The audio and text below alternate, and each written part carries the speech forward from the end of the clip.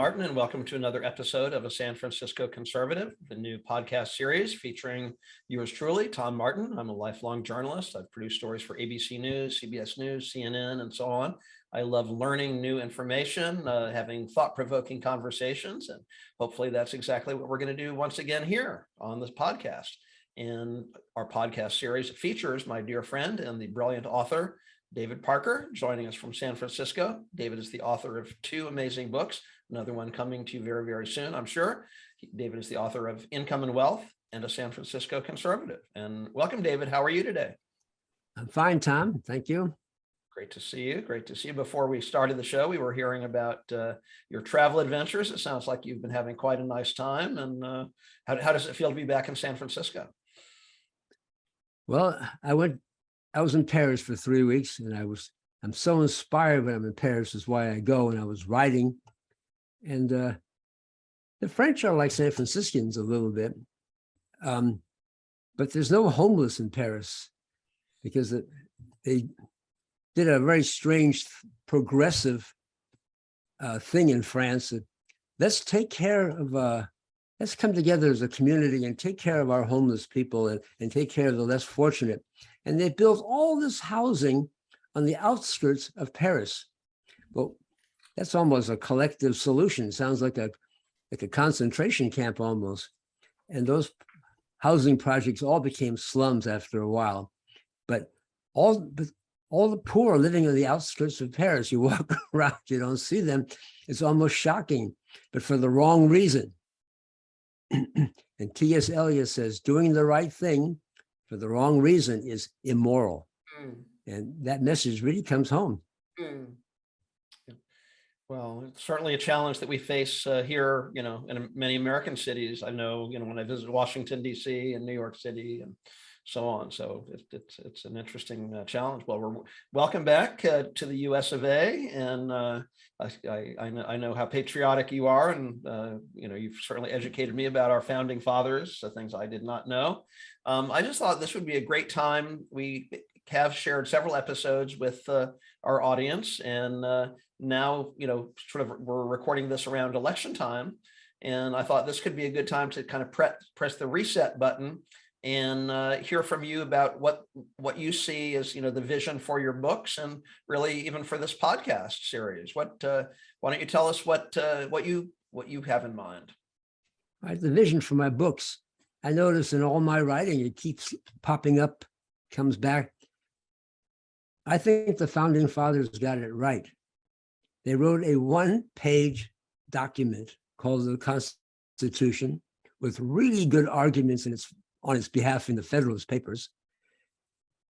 It's a general set of rules. You can go to Washington, D.C.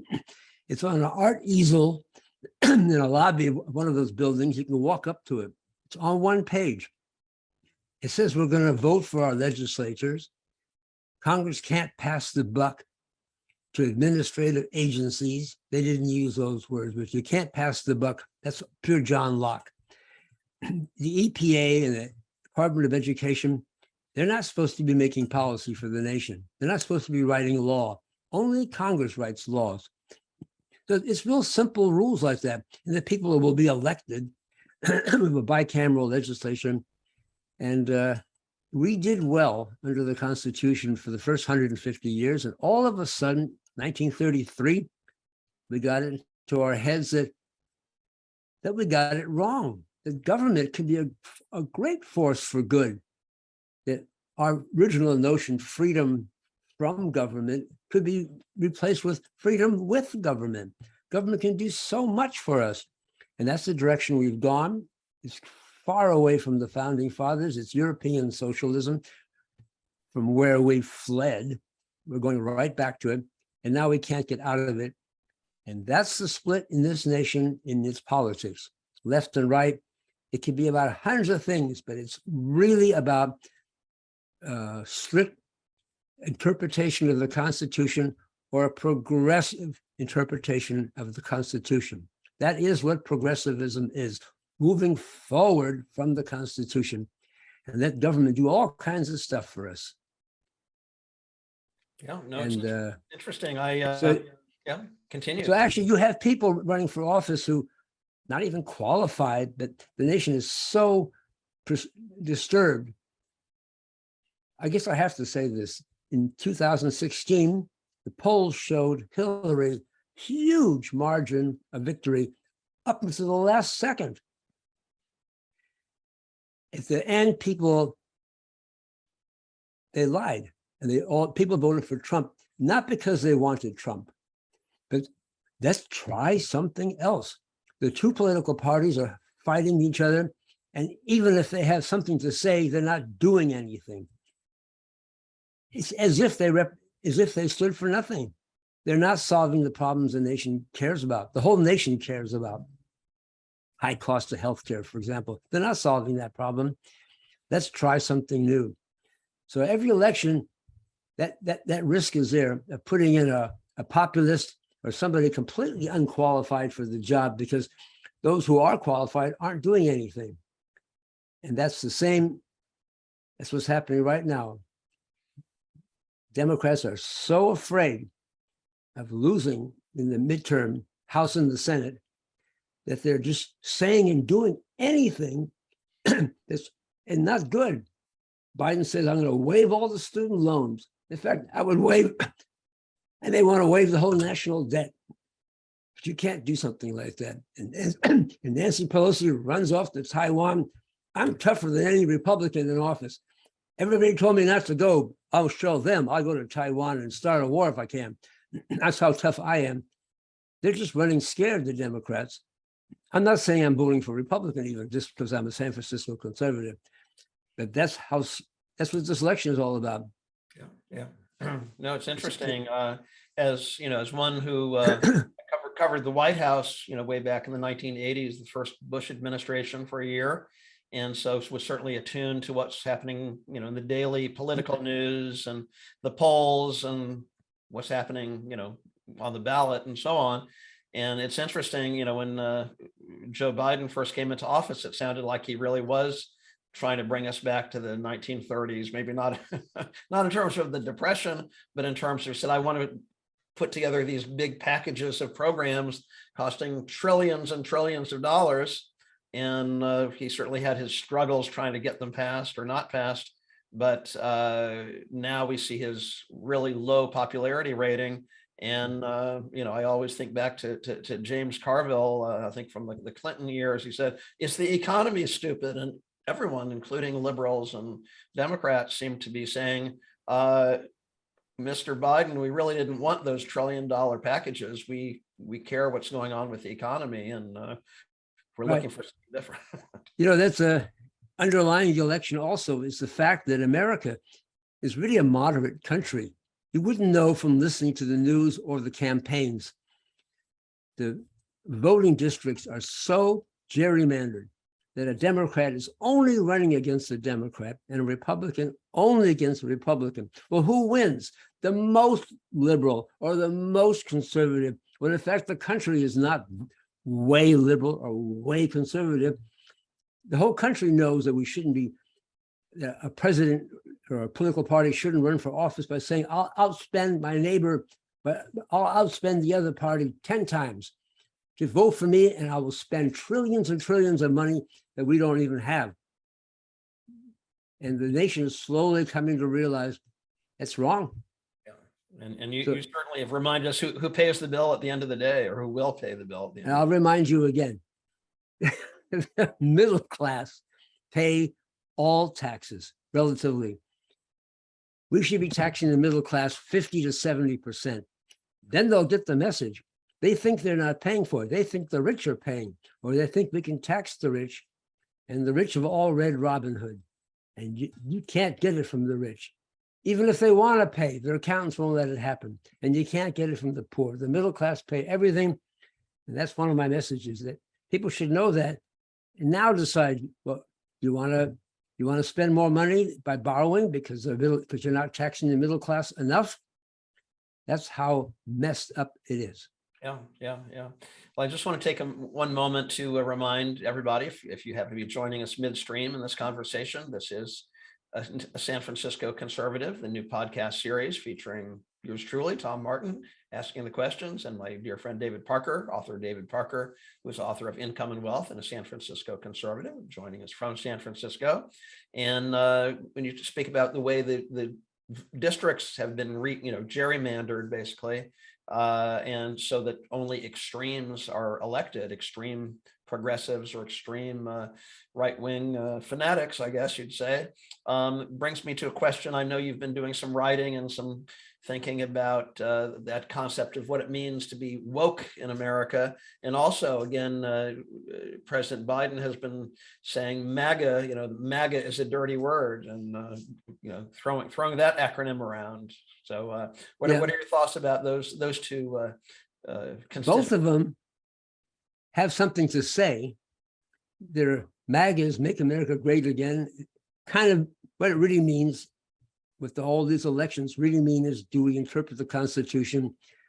Do we stick by a few set of principles? That's what MAGA really means. Even if woke means, if you see racism, stand up and call it for what it is. Yeah, I'm MAGA and I'm woke in that sense. But people who are advocating that, they're on the fringe. So it turns out we have kind of bad people advocating, in theory, good concepts. And that's, so we have a vicious elections, but the ideas are essentially fine in both cases, but they're not being advocated by moderates. Mm-hmm, mm-hmm. What do you see any way out of that? Or, I mean, are we stuck with this now? Or? Yes, we are. That's not good. You can't. That's the seriousness of 1933. I was on a talk show host. I was on a guest this morning, Tom Mullen's show, which is spread out throughout the nation. And he says, he asked me that question. And I says, no, once you make a huge step like saying government is a force for good, and we want government, you can't turn that around. Unless you get a consensus, like the consensus for Trump the first time, almost the second time. Had Trump been a decent person, he would have won the second time. Had Romney been a person or a relatable person, he would have beat Barack Obama in the second election. He thought he won. When he woke up in the morning, he didn't win.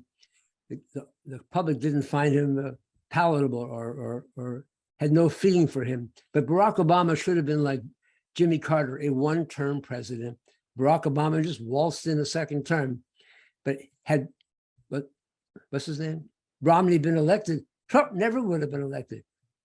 Romney would have been elected a second term, and we'd be going on, things would be much more normal. But that's why Trump is important. He's for the first time waking up the nation.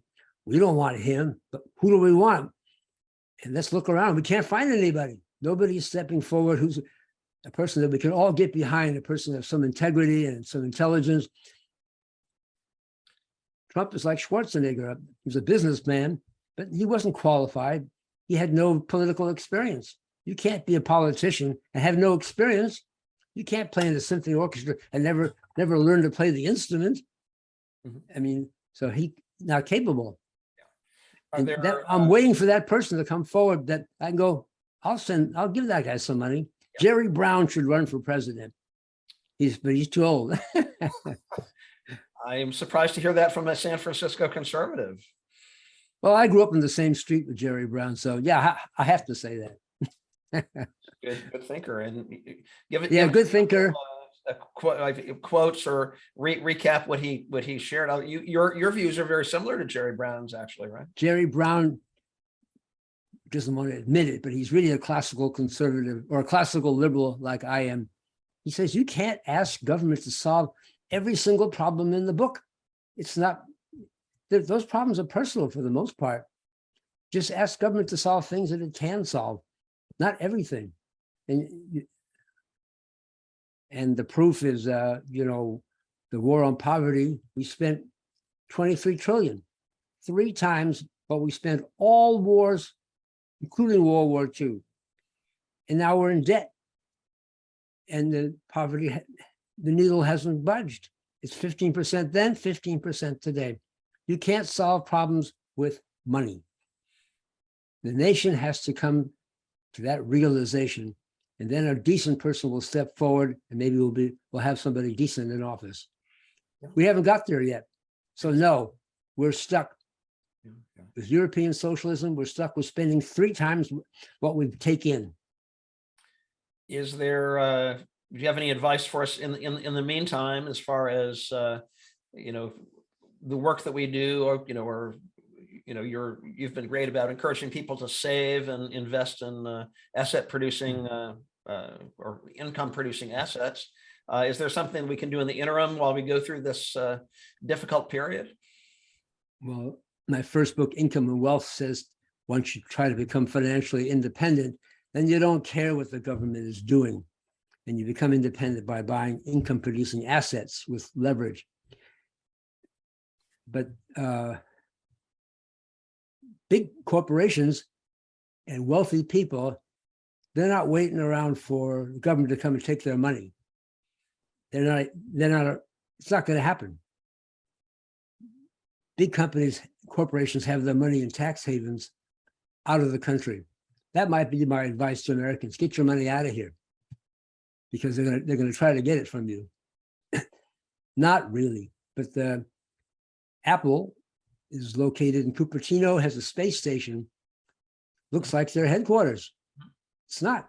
They're headquartered in Ireland, and all their money is on Jersey Island, in a tax haven in the English Channel. Jeff Bezos hasn't paid tax in 20 years.